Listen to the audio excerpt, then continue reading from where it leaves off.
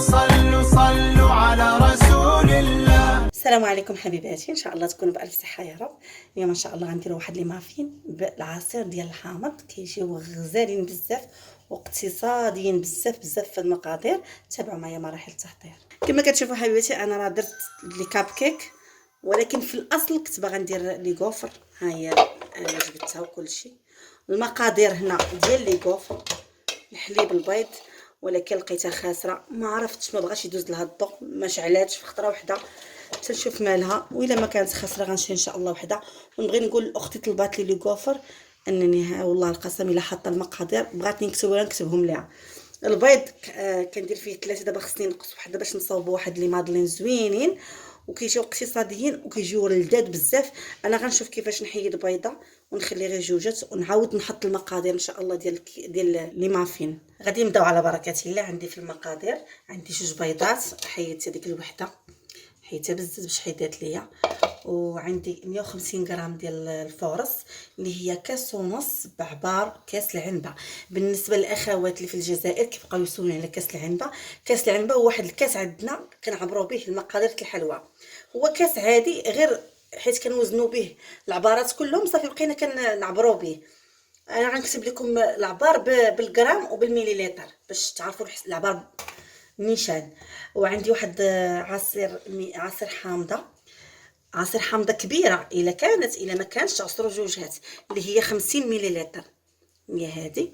وعندي هنايا 40 غرام ديال النشا المايزينا، تقريبا نص كاس عنبه.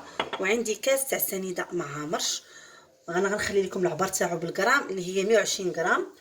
وعندي الزيت، نص كاس تاع الزيت اللي هي 60 غرام ديال الزيت ولا 60 مليلتر الزيت. وعندي خماره وحده.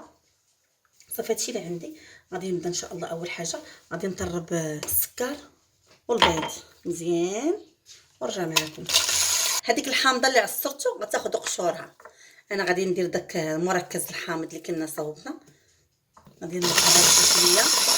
غادي نزيد داك عصير الحامض ونطرب شويه. ومن بعد غنزيد الزيت. ها هو انا كنطرب وكنخوي في الزيت.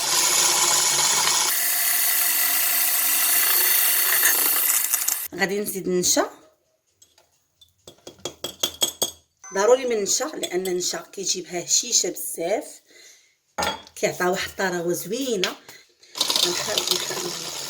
غادي نخلط هاد النشا ونزيد الطحين. غادي نزيد 150 غرام ديال الدقيق الابيض وغربلوه، واللي هي كاس ونص ديال العنبه.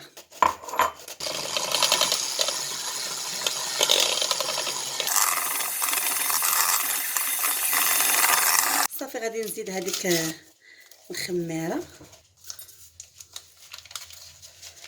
وحده من فئه 7 غرام. الفران ملي بديت كنصايب في لي مافين درتو كيسخن على 170 درجه، نخدموه من الفوق ومن التحت.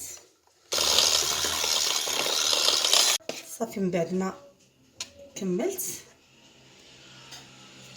غادي نبدا نحط، ما نعمرش هاد الكويرطات حتى للفوق، مازال غنزيد فيهم شويه. درت هاد المعلقه ديال الكلاص تعطيكم عبار واحد، غنعمر وعاد نرجع نزيد شويه في كل وحده. صافي بحال هكا نخليو تقريبا نعمرو 3 على 4، نخليو هاد شويه اللي نخليوه فين يطلع لينا لي مافين يطلعوا ويجيونا من فوقينا زوينين. تقريبا هاد الخليط اللي درت كيعطيك 12 حبه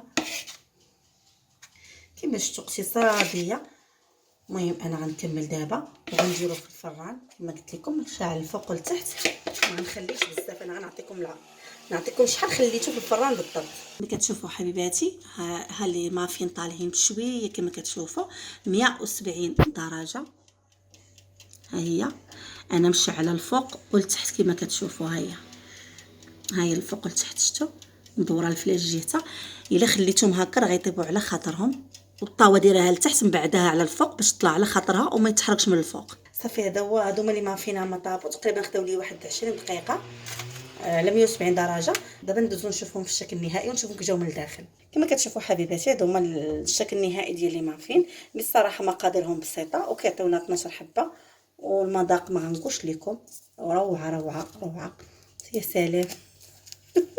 قولي غنبقاو تابعينك. يا سلام يا سلام تفرجي علينا. لا ما فيهمش الزيت، ما فيهمش البيض كتير. شوفوا كتيجي الطياب ديالهم كيجي رائع، وكيجيو وانا غنحلها لكم من الداخل كاع.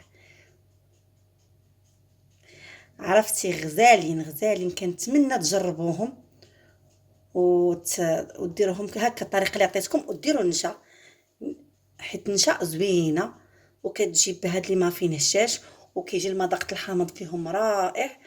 والوصفه كما كتشوفوا راه في متناول الجميع. كنتمنى تعجبكم، وكيف العاده ما تنساونيش من لي لايك. خليت لكم الراحه وفي امان الله. نهايه اسبوع سعيده، وان شاء الله غادي نبقى ناخذ السبت الحد، غنبقى نحط فيديوهات من الاثنين حتى الجمعه، والويكاند عطله زعما حتى انا غناخذ العطله. ونتلاقى معكم الاثنين ان شاء الله في فيديوهات جديده ان شاء الله باذن الله، وفي امان الله.